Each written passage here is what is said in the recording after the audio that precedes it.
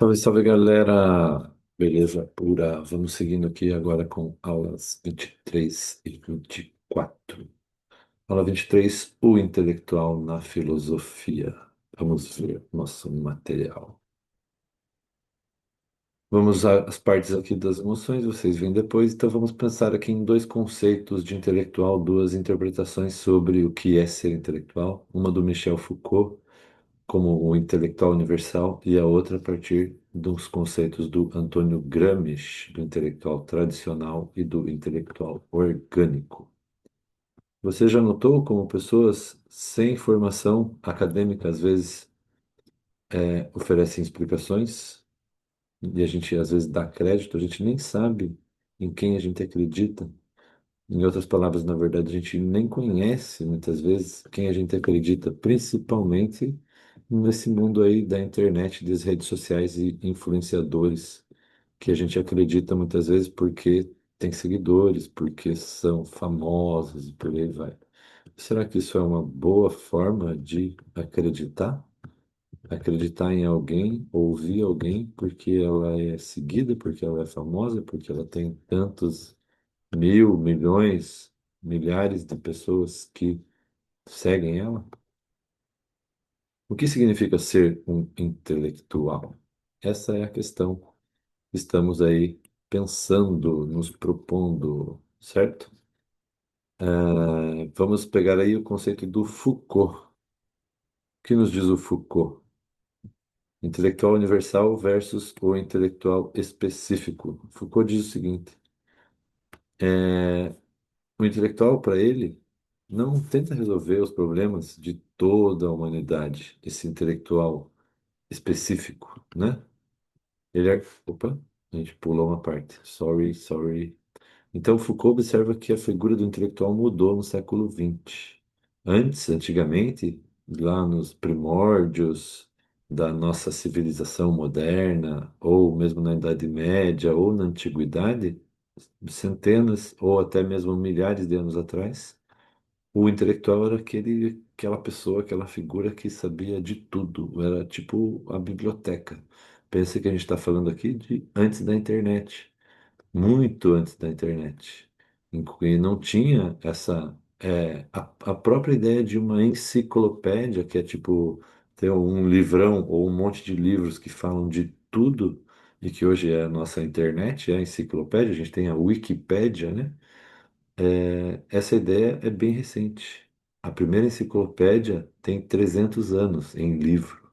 A internet, não preciso nem falar, né? A internet tem 30 não, mas tem 50 anos, 70 anos, considerando os primórdios da internet. A internet na mão de todo mundo tem 30 anos apenas, 40 anos com a internet discada lá nos anos 90, que começou a se tornar popular. Então isso é bem recente. Então, essa figura do intelectual universal desapareceu praticamente, né? O mestre da verdade e da justiça, que defende os valores, uma espécie de consciência do povo, consciência das instituições. Essa figura sumiu. Deixa eu voltar aqui. A consciência da humanidade. Então, o que temos hoje é um intelectual específico, alguém que estuda, se dedica, se aprimora, se aprofunda em um assunto, que tem um saber técnico, que sabe profundamente uma coisa, que é hoje ó, quem se dedica a fazer lá uma graduação, um mestrado, um doutorado, às vezes um pós-doutorado, ou um aprofundamento muito específico numa questão ou numa área do conhecimento. Esse cientista que decide denunciar os perigos de uma usina, ele não fala como um mestre da moral, mas como alguém que sabe dessa verdade sobre a usina nuclear, né? Que vê o perigo onde os outros não veem. Ele não está falando da verdade absoluta, ele está falando dali, da situação dele, dos efeitos do que a pesquisa, o conhecimento, a ciência e o poder envolvido na pesquisa e na ciência tratam e tem a ver com aquela situação, aquele lugar específico. Então, aqui, ó, duas questões para vocês pensarem. Um pensador, um intelectual, que escreve sobre a justiça política, a sociedade como um todo, buscando influenciar as pessoas, e um cientista que denuncia problemas no sistema de saúde. Quem desses qual seria mais próximo do intelectual universal? Qual é o intelectual específico? Essa é a questão para vocês fazerem lá no caderno, hein, galera, para mostrar para mim. Por que o intelectual específico ganha destaque na contemporaneidade? O que que mudou? Lembre que o projeto para a galera aí, esse trimestre, é fazer, elaborar um podcast. E aí essas aulas aqui gravadas podem ajudar vocês a pensar no material, elaborar material ou ter ideias de que tipo de conversa, o que que vocês vão gravar, o que que vocês vão falar num podcast ou numa entrevista. Vocês vão gravar, postar, publicar, conforme as orientações que a gente está passando lá para vocês na sala. Bom, seguindo aqui, tem o Antônio Gramsci, a Organização da Cultura e da Hegemonia. Para o Antônio Gramsci, a intelectualidade é uma função. A intelectualidade é uma função. Opa, fechei o vídeo. Aí, voltou. Eu desapareci, acho que eu voltei. Então, a intelectualidade é uma função social. Todos os homens são intelectuais, mas nem todo mundo exerce essa função, esse papel. Todos são intelectuais no sentido geral, né? Que ele quer dizer, todo mundo tem intelecto, todo mundo pensa, todo mundo pode exercer esse papel do intelectual, porque afinal de contas, quem é o intelectual?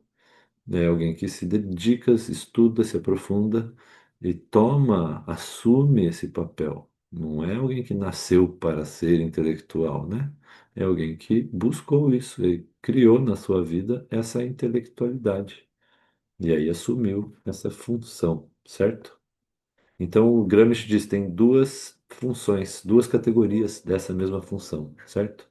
O tradicional é aquele intelectual autônomo, independente, que tem um saber, uma herança histórica, um saber tradicional, não, não sofre muita influência das questões políticas, como o caso de muitos acadêmicos, padres, filósofos clássicos, escritores, também mais, digamos, reservados, que exercem esse papel meio que na deles, digamos assim.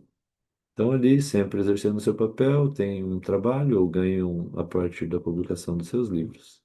Já o intelectual orgânico é a figura ligada a um grupo social, e é aí que pode dar um belo trabalho para vocês pensarem aí num podcast.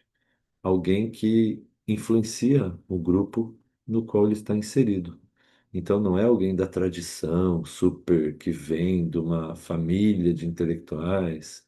O orgânico é aquele que dá consciência e homogeneidade ao grupo. Então, aquela pessoa que organiza o discurso do seu grupo e que fala e também ajuda a defender as ideias e a organizar as ideias de um determinado grupo.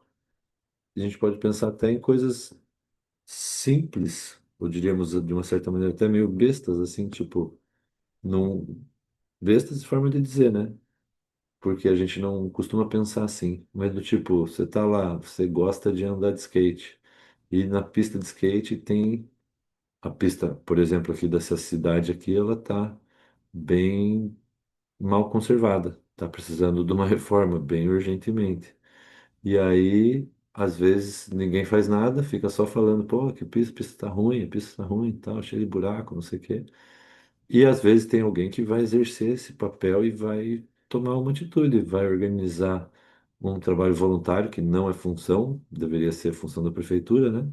Mas vai fazer pelas suas próprias mãos o que a prefeitura não faz, ou vai lá na prefeitura cobrar o prefeito, cobrar os vereadores, ficar martelando em cima da questão até que consiga ter algum resultado. Esse seria uma espécie de um intelectual dos skatistas, porque está exercendo essa função de organizar e dar consciência ao grupo, certo?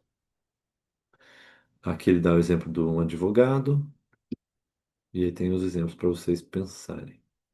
Agora, atividade. Imagine que você é esse intelectual. Qual saber você possui que pode ser usado para resolver um problema na sua escola? Como os artefatos que a gente está fazendo, por exemplo, os podcasts que vocês vão fazer, pode ajudar a fortalecer a sua atuação, a sua participação na comunidade, na sua cidade, no seu bairro, na sua rua, na sua escola. Beleza? Então, vimos aqui a ideia do Foucault, do intelectual, como aquele intelectual geral e intelectual específico, o universal e o específico. O universal é o mais antigo, tradicional, o específico é o mais moderno. E o Gramsci, o intelectual tradicional, que seria esse mais antigo, e o intelectual orgânico, antigo, entre aspas, né? Mas é o tradicional, acadêmico, formal, e o orgânico, que é o intelectual que está envolvido com o seu meio, com a sua sociedade, com o seu grupo. Beleza, galera? É isso aí. Na sequência teremos mais aulas para vocês. Um abraço.